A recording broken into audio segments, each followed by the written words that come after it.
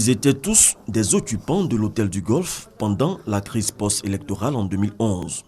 Ce 11 avril, ils ont tenu à retourner sur les lieux pour se souvenir du jour où ils ont retrouvé la liberté de leur mouvement.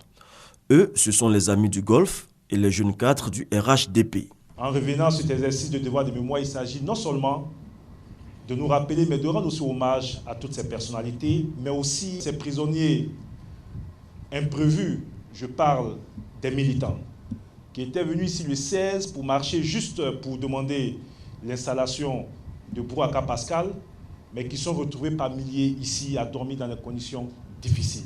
C'est dans cet isolement que l'idée de la création d'un parti unifié a germé dans les esprits des deux présidents, Alassane Ouattara et Henri Konan Bédié, a révélé Adama Bictogo, représentant du directoire du RHDP. Et je m'en souviens encore lorsque Didier Madi, en son temps, était donc le président du directoire.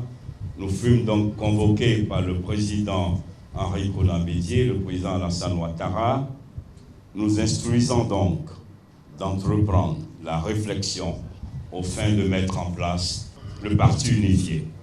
C'est vous dire déjà que 5 mois, c'est vrai, c'est pas 5 ans, c'est pas 50 ans, mais une relation ne vaut que par la densité de la relation. Pour le ministre d'État Oussoujano, parrain de la cérémonie, la commémoration du 11 avril doit être le symbole de l'union et de la solidarité entre tous ceux qui ont eu, à un moment donné, le même destin.